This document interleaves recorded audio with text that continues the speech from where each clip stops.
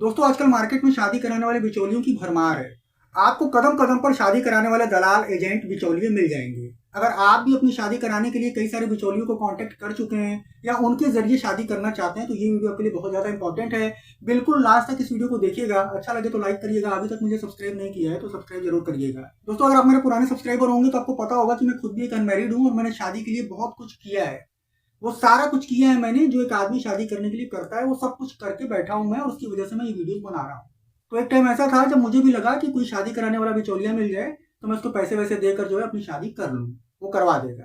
तो मैंने एक ऐसे ही बिचौली, एक दलाल था, उसको कांटेक्ट किया तो उसने मुझे बोला कि आप मुझे 5,000 रुपए दे दो, अपना 2-4 फोटो दे दो और मैं आपको 2-3 महीने के अंदर जो है आपकी शादी करवा दूंगा।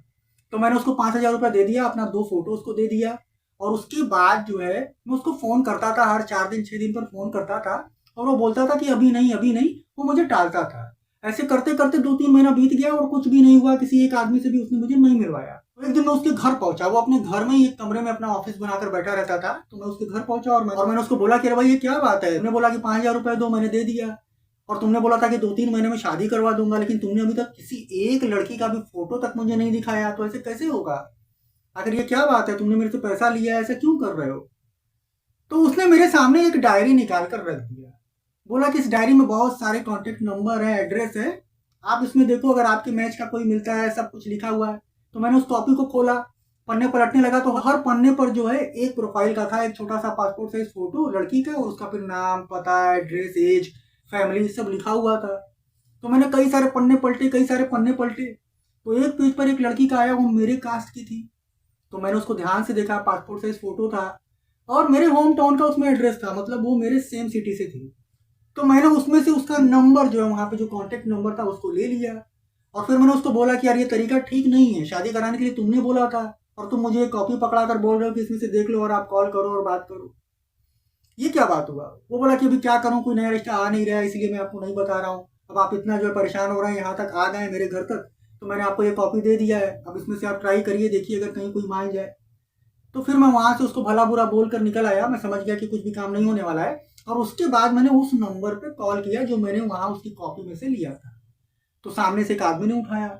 मैंने उसको बोला कि हेलो, मैं सोनू चतुर्वेदी बोल रहा हूँ और फिर सब कुछ अपने बारे में मैंने बताया और बोला कि वो जो एजेंट है उसका नाम बताया। मैंने बोला कि ऐसी सी बात है, मैंने भी वहां पर उसको 5,000 रुपये दिया हुआ था और उसने कोई रिश्ता नहीं लाया मेरे लिए। तो मैं उसके पास गया था तो उसने एक कॉपी दिया, उसमें से ये आपका प्रोफाइल मुझे मिला और मैंने ये नंबर लिया है। तो ये लड़की जो है ये कौन है आपकी? तो उसने बोला कि ये लड़की मेरी साली है और आप वहां पर क्यों चले गए, आप बहुत गलत जगह चले गए। तो मैंने बोला मतलब? उसने बोला मतलब ये कि हम लोग तो एक ही शहर में रहते हैं, अब आपको फोन पे तो सारी बातें मैं नहीं बता पाऊंगा। चलिए काम करते हैं, आपने तो शादी के लिए कांटेक्ट किया है तो मैं आपके घर आकर सब कुछ बात करना चाहता हूँ। तो मैंने बोला कि ठीक, आप मेरे घर आ जाओ। मैंने उसको अपना एड्रेस दे दिया और वो बोला कि मैं कल आऊंगा। तो अगले दिन वो मेरे घर आया, उसने मुझे फोन किया मेरे एरिया में आकर कि मैं यहाँ पर हूँ, एक स्कूल था उसके पास। तो मैं उसको जाकर अपने घर लेकर आया। वो अच्छा ब्राह्मण लग रहा था, एकदम देखने में पंडित अच्छा लग रहा था, कोई बुरा आदमी नहीं लग रहा था। देखने देखने से वो एक ब्राह्मण लग रहा था, मैं भी एक ब्राह्मण। तो वो घर में आए, मेरे बैठे, वो बोले कि वो लड़की जो है जिसका आपने प्रोफाइल देखा है वो मेरी साली है और उसके माता पिता अब इस दुनिया में नहीं है, इसीलिए मैंने जो है उस एजेंट को कांटेक्ट किया था। वो प्रोफाइल मैंने ही वहां पर दिया हुआ था और उसने बहुत बड़ा जो है घटियापन मेरे साथ किया। मैंने बोला मतलब? बोला आप बहुत गलत जगह चले गए हैं, मैं केवल आपको ये बताने के लिए यहाँ पर आया हूँ, अदरवाइज आप भी फंस जाओगे। तो मैंने बोला मतलब? उसने बोला कि मतलब ये कि मैं एक ब्राह्मण हूँ।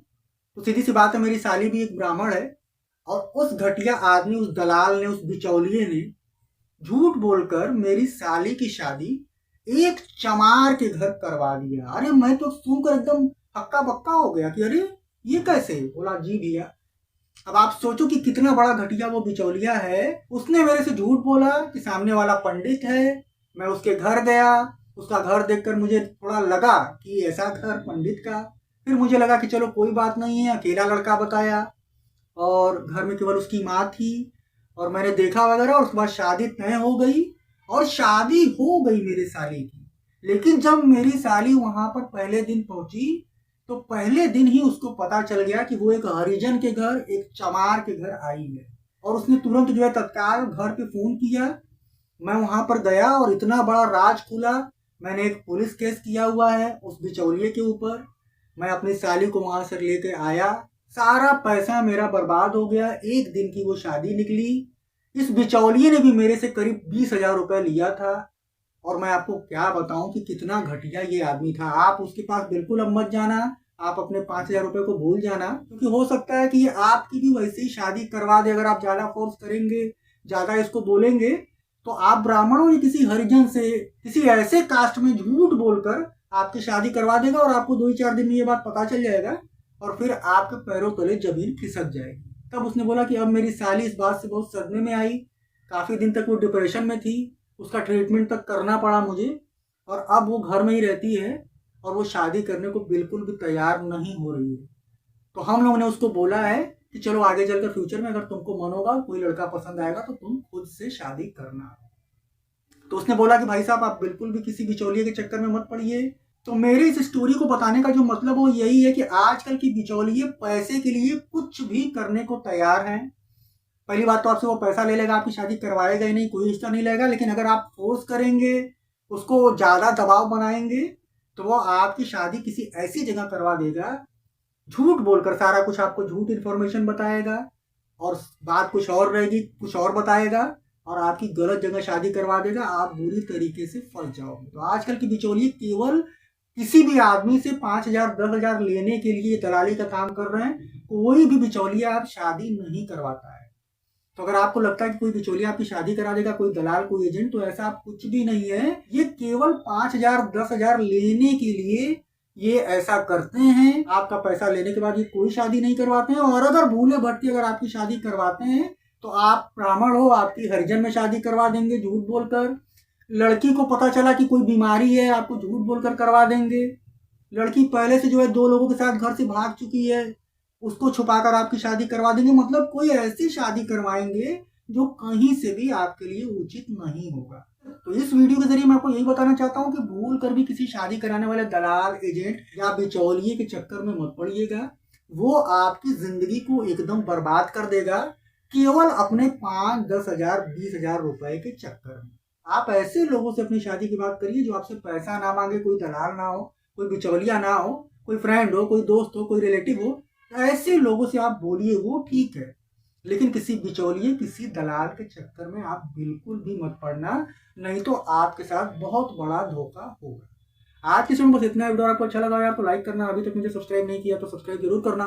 मैं आप लोगों से फिर मिलूंगा किसी बहुत माइंड ब्लोइंग और काम के वीडियो के साथ। तब तक के लिए goodbye. Thank you so much for watching this video.